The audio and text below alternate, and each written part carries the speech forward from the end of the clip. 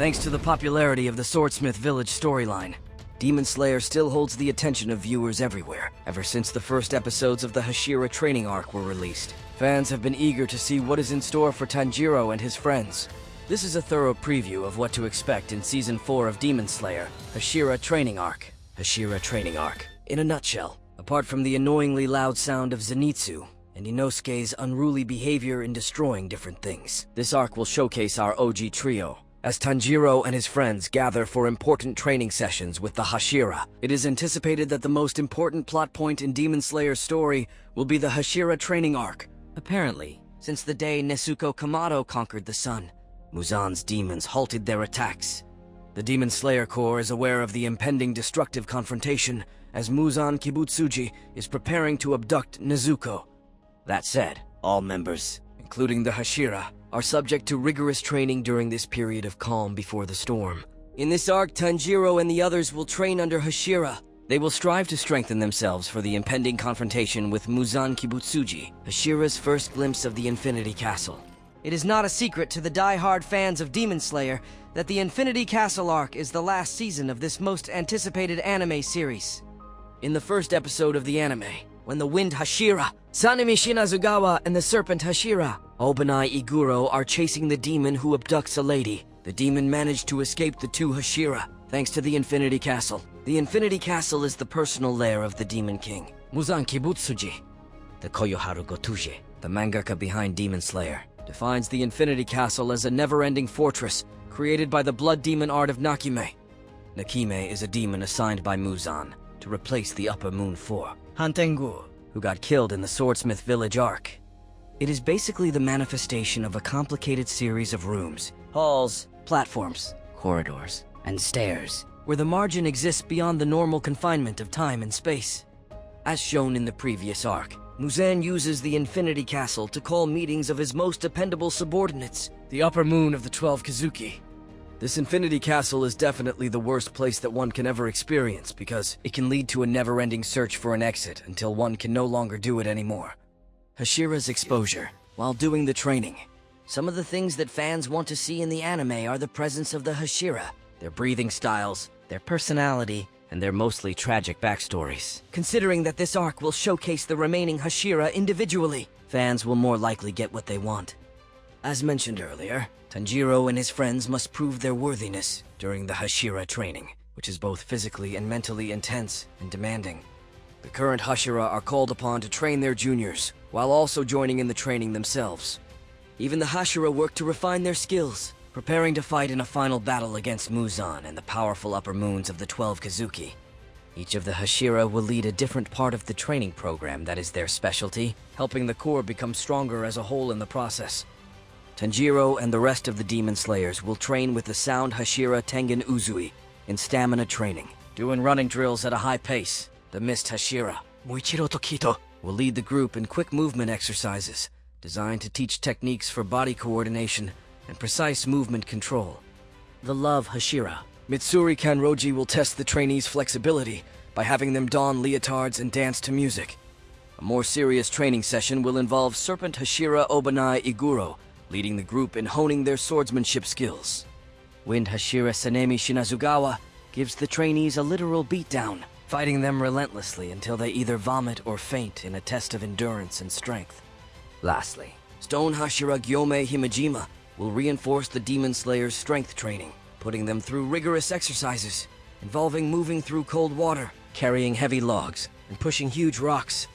The two Hashira that will not join the training, all Hashira, even the retired Sound Hashira, were expected to train the Demon Slayers relentlessly to prepare them for the impending battle.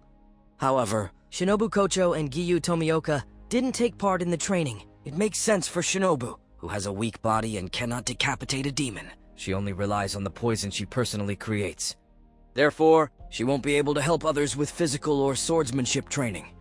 This season will not be particularly easy for her either, as she has to control and fight her own demons while working with Lady Tamayo, who is known to be working for a cure to completely turn Nezuko back to being a normal human.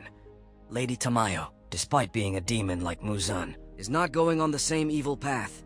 Apparently, her connection with the Kamado siblings was discovered by the Demon Slayer Corps head, Kagaya.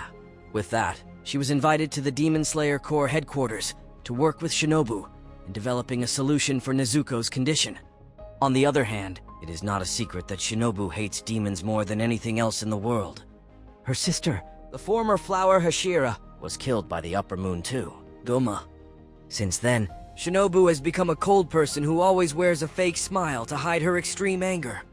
Furthermore, during the Hashira Training Arc, Shinobu will be preparing poison for the final battle that she has been waiting for since the passing of her dear sister. On the other hand, Giyu wasn't a part of the training initially because he refused to do so, but joined later, thanks to Tanjiro's relentless pursuit, since they both trained under Urokodaki. Tanjiro wanted Giyu to teach him personally, but the latter denied it. The Hashira Training Arc will feature Giyu's backstory and his friendship with Sabito. Although Giyu won't give lessons to anyone, he will personally train with Sanemi. Formal introduction of the Demon Slayer marks. Apart from the different breathing styles and forms, some of the most anticipated moments of many Demon Slayer fans is the awakening of the Demon Slayer marks of the Hashiras. So, what are these Demon Slayer marks, and why are they relevant in the story? The Demon Slayer mark appeared on swordsmen of exceptional caliber, taking the form of a tattoo or scar resembling the individual's specific breathing style. According to Muichiro, his Demon Slayer mark appeared when the swordsman survived a life-threatening physical condition, with his heart rate increasing beyond 200 beats per minute, and his body temperature rising over 39 degrees.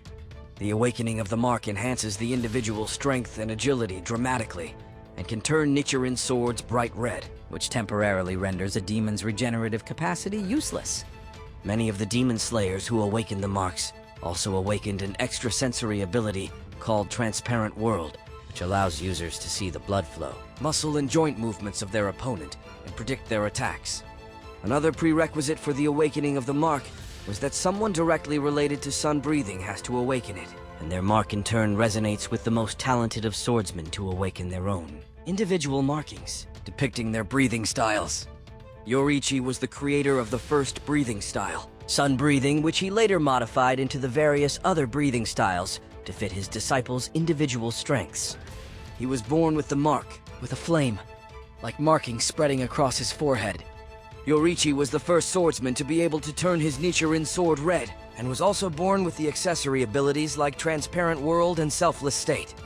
He was the only Demon Slayer to defy the curse of the mark, living till 85 years of age, and dying while fighting Kokushibo.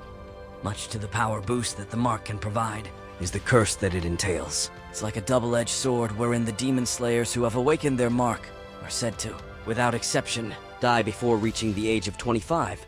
However, this is not an absolute rule, as Yoriichi has reached his old age, while Gyomei awakened his mark when he was over 25. Nonetheless, the curse is believed to be a result of the increased power and strain on the bearer's body upon awakening the mark. Every holder of the Demon Slayer mark in the series, awakening a Demon Slayer mark, is like receiving stars and badges in the military. This means that you are the best among the rest, and you are stronger and better in several aspects than regular NPCs. Here is the list of the people who have successfully awakened their Demon Slayer mark. Tsugikuni Yoriichi, the first Hashira and the wielder of Sun Breathing Style. Tsugikuni Michikatsu, also known as Kokushibo, the Upper Moon one of the 12 Kizuki, and the wielder of Moon Breathing Style. Kamado Tanjiro, the MC of the anime, who can use different breathing styles.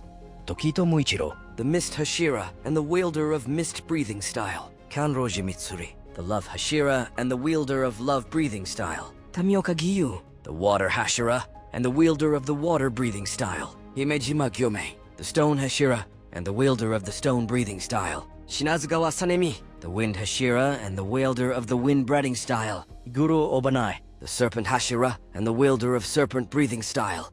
Muzan's presence. During the Hashira Training Arc, the demons in Demon Slayer, Kimetsu no Yaiba, have never been one-dimensional villains, and the same is true for Muzan Kibutsuji, the original demon. As the Demon King and the originator of all other demons in existence, Muzan Kibutsuji has been the main antagonist of Demon Slayer since he killed Tanjiro's family at the start of the series. While the Hashira Training Arc mostly focuses on the Demon Slayer Corps, refining their skills for an upcoming final battle against Muzan and his allies, Muzan still plays a critical role in the arc. During the emergency Hashira meeting, Amane Ubuyashiki informs the Hashira how Nezuko is the first demon to conquer the sun.